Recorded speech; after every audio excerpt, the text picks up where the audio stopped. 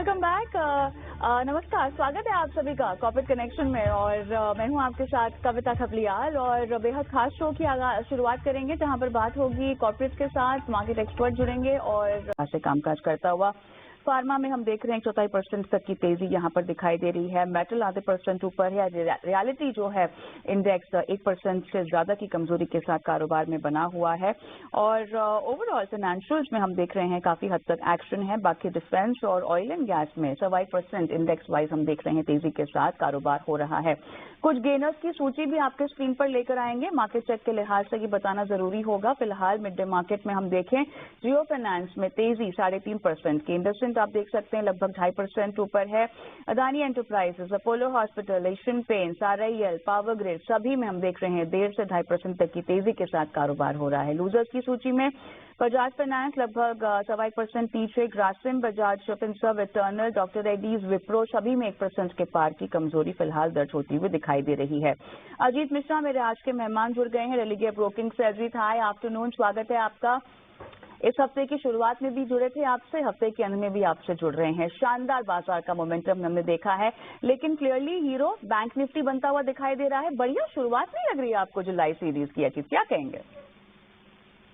शुक्रिया कविता। बिल्कुल कविता, देखिए 5 हफ्ते हमने बात करते करते ये गुजार दिए कि हर फ्राइडे हमने उम्मीद की कि शायद अब नेक्स्ट हफ्ता एक वो लेके आए कि ट्रेंड रिज्यूम हो गया है और हम दोबारा से रिकॉर्ड हाइस की तरफ बढ़ रहे हैं। तो फाइनली वो इंडिकेशंस हैं और नया सीरीज की शुरुआत, पिछले सीरीज का एंड, ये सभी के सभी स्ट्रॉन्ग नोट पे हुआ। और बैंकिंग डेफिनेटली देखिए ये क्लीन इंग्रेडिएंट तो है ही है। बीच बीच में जितनी बार भी आपने देखा कि मार्केट में सस्ती आई, वो कहीं ना कहीं इसकी वजह से था कि बैंकिंग बैकफुट पे चला गया था। अब दोबारा से बैंकिंग अपनी रिकॉर्ड हाइस के पास आ गया है और दूसरे रेट सेंसिटिव चाहे वो ऑटो हो, रियल्टी हो, इन सब ने भी नो डाउट काफी अच्छी परफॉर्मेंस दिखाई है। तो इंडिकेशन तो यही है कि बारिंग एफएमसीजी ज्यादातर सारे सेक्टर्स कविता अलाइंड है मार्केट को ग्रेजुअली अपने रिकॉर्ड हाइस तक लेके जाने के लिए। बीच बीच में पड़ाव आ सकते हैं जहां पे कि एक गैप है करीब 25,750 से लेकर 800 का जोन है, वहां पे एक गैप है। तो शायद मार्केट वहां पे एक पड़ाव देखे, उसके बाद फिर 26,200 प्लस का जो जोन रिकॉर्ड हाइस का ग्रेजुअली वहां तक हमको लगता है कि मार्केट अटेम्प्ट करेगा। अब 25,200 25,000 का जोन है, वो बहुत मेजर सपोर्ट बन जाएगा। तो इन केस अगर कोई भी करेक्शन आता है तो डेफिनेटली बाय ऑन डिप्स, यही आपको इंडेक्स में मेंटेन करके चलना है। चलिए, और बाजार और राइट, वेलकम बैक। और झटपट जुड़ते हैं हमारे आज के मार्केट एक्सपर्ट अजीत मिश्रा से। अजीत, एनसीसी के मैनेजमेंट से बातचीत हो रही थी। हालांकि मार्जिन्स के डबल फिगर में आने को लेकर अभी भी कंसर्न्स हैं, बट ओवरऑल सेगमेंट्स को लेकर जो आगे बढ़ना चाहते हो टेक्निकली चार्ट से बताइएगा फिलहाल क्या तस्वीर दिखाई दे रही है। जिन्होंने खरीदारी कर रखी है उनको कितना रुकना चाहिए? नई पोजिशनिंग के लिए, बाइंग के लिए भी क्या आप रेकमेंड कर पाएंगे? बिल्कुल, देखिए कविता, यहाँ पे पहले एक डिस्क्लोजर की ये हमने अपने क्लाइंट्स को रिकमेंड कर रखा है लॉन्ग टर्म इन्वेस्टमेंट, जिसमें कि 296 के टारगेट्स पोस्ट रिजल्ट हमने शेयर किया। जैसे कि मैनेजमेंट ने शेयर किया कि मार्जिन को लेकर वो आश्वस्त हैं कि वो मेंटेन रहेंगे 9.25 के रेंज में।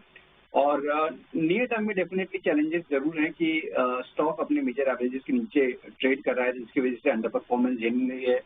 और 240-45 का जोन है जिसके नीचे जब तक ये स्टॉक रहेगा तब तक शायद आपको कुछ खास मोमेंटम देखने को ना मिले।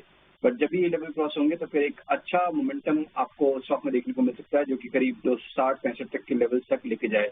तो नियर टर्म आउटलुक अभी थोड़ा सा रेंज बाउंड लग रहा है, बट लंबी अवधि के लिए अगर आप निवेश करना चाहते हैं तो डेफिनेटली एक अच्छा अपॉर्चुनिटी हो सकती है यहाँ पे एक्यूमुलेट करने की। चलिए, तो एक्यूमुलेट करने के लिहाज से जो है बढ़िया अपॉर्चुनिटी आप बता रही हैं। आरएल का जिक्र करना होगा। यहाँ पर 9 मंथ्स के हाई पर कारोबार होता हुआ दिखाई दे रहा है और लगातार तीसरे सत्र मजबूती का 1500 के पार हम देख रहे हैं। स्टॉक भी निकलता हुआ दिखाई दे रहा है लगभग 30 सितंबर के बाद। अजीत, आगे तेजी का मोमेंटम चार्ट्स को देखकर क्या आप अब कीमतों के लिहाज से चार्ट्स में समझ पा रहे हैं? बिल्कुल कविता, देखिए अगर आप देखेंगे तो निफ्टी के चार्ट को और आरईएल के चार्ट को अगर आप साथ में रखेंगे तो आपको बहुत ज्यादा सिमिलरिटी नजर आएंगी। पिछले करीब 3-4 वीक्स के जो प्राइस मूव में बहुत टाइट रेंज में दोनों ही ट्रेड कर रहे थे। फाइनली जब करीब 3.5% के गेन इस वीक में आपने आरईएल में देख ली है, और एक डिसाइसिव मुझे कहना चाहिए कि एक ट्रेंड दोबारा से रिज्यूम करते हुए देख रहे हैं। तो नो डाउट जो अपने रिकॉर्ड हाइज हैं करीब 1600 तक के लेवल्स नियर टर्म में, वो एक पहला टारगेट जोन होगा, जहाँ पे कि 1450 एक नया बेस बन गया है।